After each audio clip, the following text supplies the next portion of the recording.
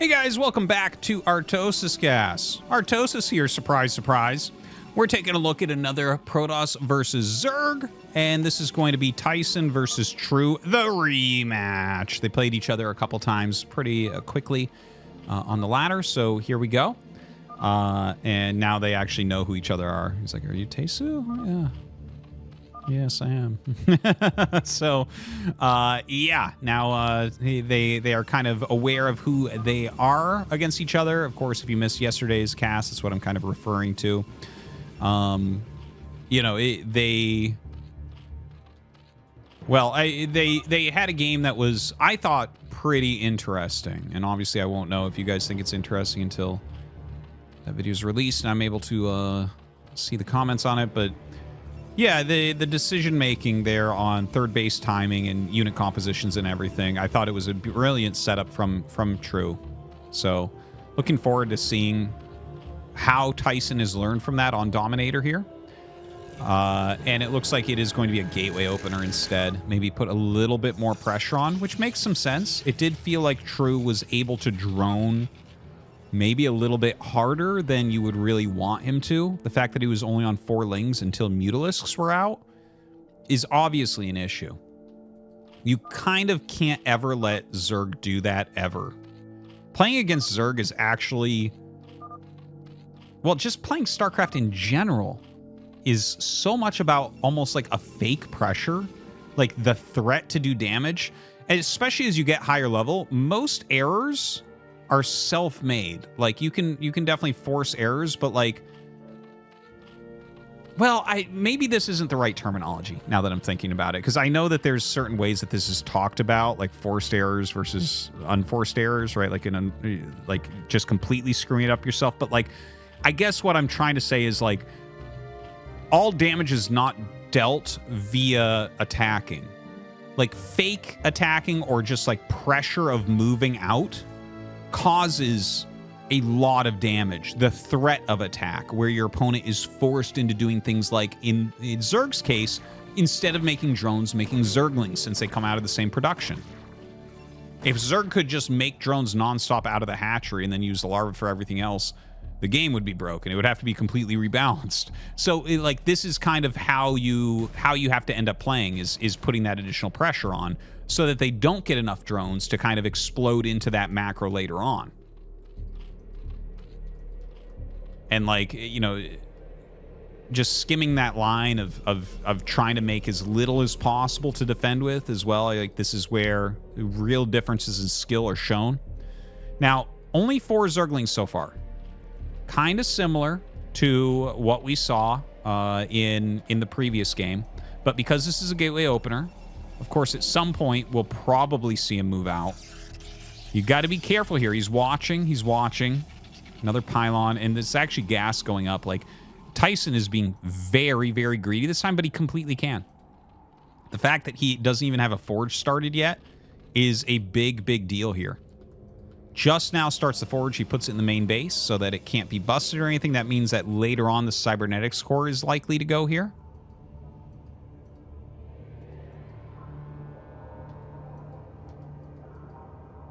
Cybernetics core should be going here. Gotta wait for those minerals, though. This is here way ahead of time. Here we go. Dun, dun, dun. And there it is. So a very tight, very easy to defend wall in here as far as playing against Zerglings. Still true on just 4 Zerglings, though. So was this the right type of call? Like, eventually he's going to have to move out. You see speed on the way for True. Still nothing but drones. Look at how close he's keeping that drone count. Photon cannon on the way.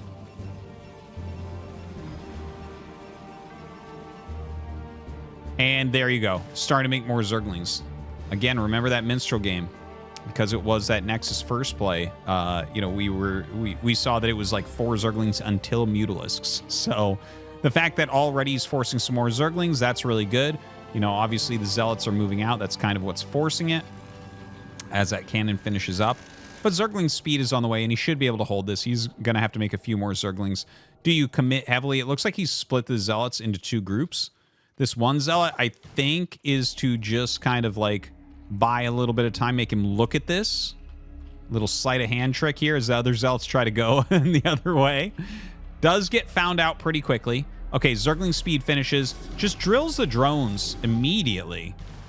But yeah, he has enough Zerglings actually to just deal with this. So he's going to go ahead and get mostly a surround there. The other one trying to go in, but surrounds that as well. And actually ends up losing a drone. So the 4 Zealots this game, compared to the previous game, so we have 8, and then we have another, like, 10. So, you know, that's like... He made 5 less drones, and then also lost a drone, compared to the previous game, I guess, is some of the math you can look at here. All sealed up tight back at home. Corsair on the way. Spire almost done. There's the hatchery. There's the hatchery. We'll see if he throws down a very fast evolution chamber here for a +1 attack. It is definitely looking different than the previous game. Templar Archives coming up, so it does look like it's going to be a very fast Dark Templar build. Oh! Is that a hole?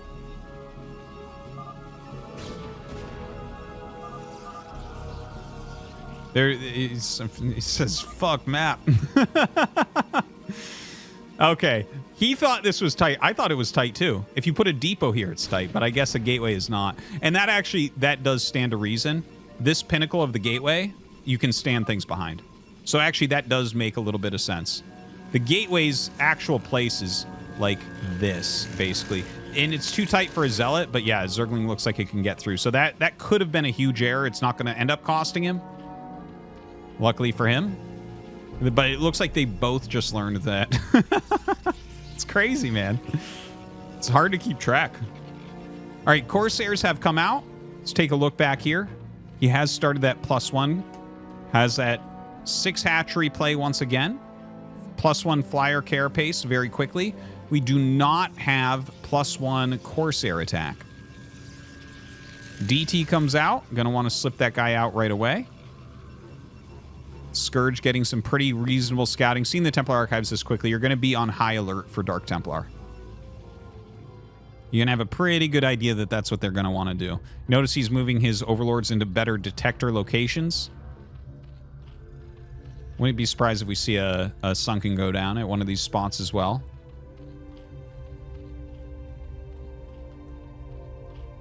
How many mutas are we going to see? Is it going to be the 6 again? Is he going to try to set up for a very similar play? And it does look like it's going to be 6. There's 5.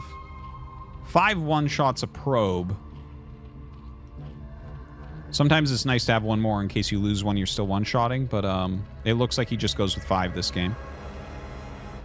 And how many Scourge? Oh, he's actually going much faster, Hydralisk. Much faster. Remember in the previous game, he made like 1,000,000 Scourge. He might be skipping out on some of the Scourge here because he saw no +1 on the way. So he probably realized, okay, the Corsairs are actually not going to be quite as scary. But a lot of Hydras being made already. Definitely very different from that previous game now. He is getting a pretty fast +1, though, also.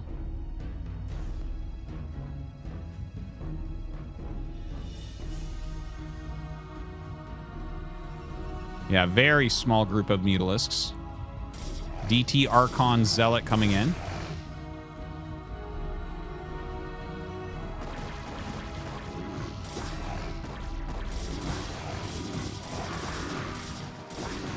And, okay, so it looks like this attack is going to be mostly stomped, I think. Now, hold on. The Corsairs actually come up, and the Mutas have taken a ton of damage here. Hold on. Actually, the Zealot's dealing a lot of damage. I thought he was going to have enough in here, but the Corsairs coming up actually do a great job because the Mutas wanted to help defend against this. Now, suddenly, True has lost a lot of drones, looking like a much better game out of Tyson here. Some more Zealots just rallying in. It doesn't feel like he's going to hit the critical mass of Hydras he needs to clear these. He's going to end up losing a lot here. You can see some hold position Overlords mixed in as well.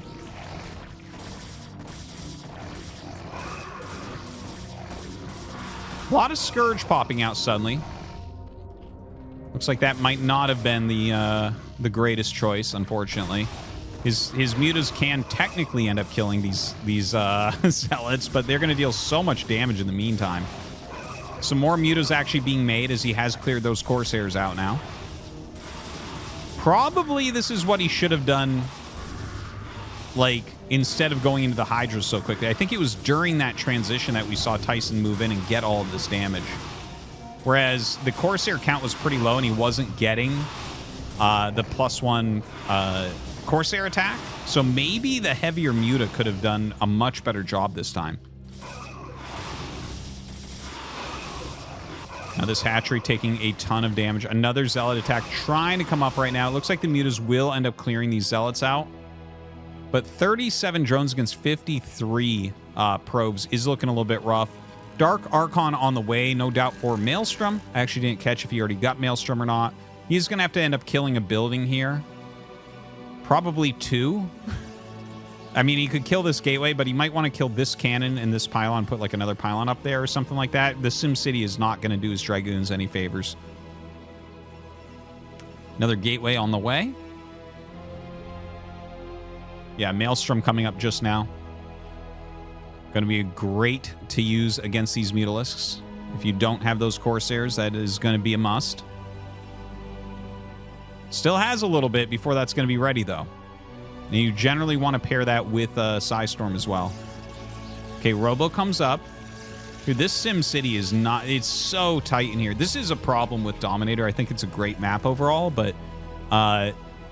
like, this natural is definitely very tight. This natural is kind of weird. I'll talk about that a different time. But, yeah, there's some tight areas for building your buildings on this map for sure. Now, he comes in. He actually snipes a High Templar there. And the heavy mutas are doing a pretty good job. The Scourge is slowing everything else down from coming in. Kills off that cannon as well. Trying to... Yeah, he kind of keeps the mutas centralized over the probes there. If you storm that, you might have a bad time as Protoss. Ends up backing out. Back at home, he has droned just slightly, but mostly going into heavy Hydra. Muta's still trying to get some value here as well. Dark Archon is ready to play. Dragoon range almost done. Yeah, he's going to opt to get rid of this pylon. He's going to have to set his rallies out here because this area is one goon thick, so that's going to be very annoying to deal with. All right, the mutas come in, get a few probe kills there and back out. High Templar in the way, so everything getting choked up. Oh, man. And the High Templar's so slow.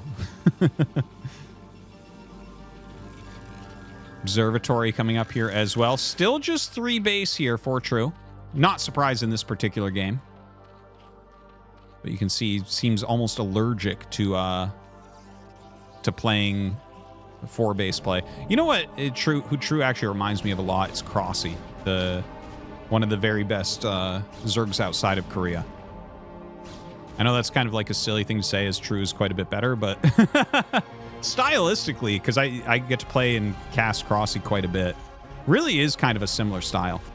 Anyways, up comes Tyson here. Now he is going to have to back up against this nice spread out lurker defense. There is another base on the way now. I think Tyson can probably deny that pretty easily. Setting up a base down here. True sees it, but I don't think he can actually attack into it. Like, Tyson's army is so much better. I think you just have to play a very defensive game right now is True. Like, kind of a zoned lurker defense on high grounds, like here for sure. I wonder if you would try... I don't think you'd try to take here. I think there's too much surface area to attack in. Obviously here. But how do you keep this base alive? That's going to be a very, very tough one. And Tyson's rotating towards that right now. And I don't think there's even counterattack potential. Now, if Tyson takes a bad engagement somewhere, I think that's definitely a place where the game could start to turn around.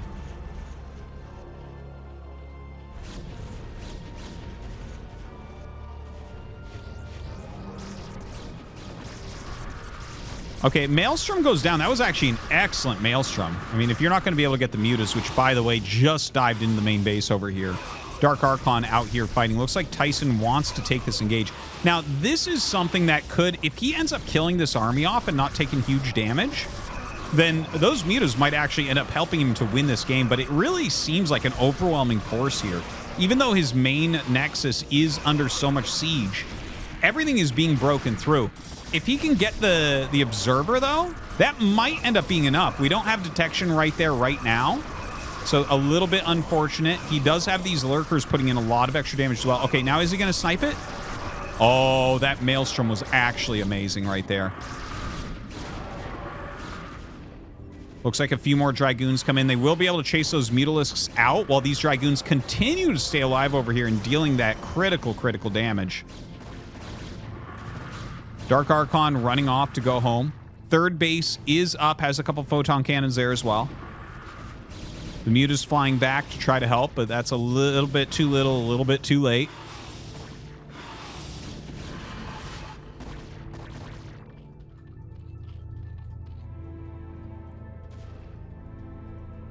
Yeah, I think Tyson's just done it with that attack. The Mutalisk counterattack wasn't a bad idea. It's really interesting to see the difference between this game and the previous game that we casted between these two. Right, the Mute is completely controlling the narrative and the faster third base. And then you see Tyson here kind of going more gateway heavy. You know, getting a lot of Zealots moved out there very quickly. Definitely an interesting difference. And now on this Mass Dragoon, it feels like he's hit critical mass. Yeah, he has. GG. And Tyson does get his revenge in this second game. Yeah, that was... I really like seeing multiple games against the same people in a row and seeing how they kind of adjust. So anyways, I hope that you guys enjoyed that kind of like, I guess, 2-ish game series. And we'll see you next time. Thanks for watching.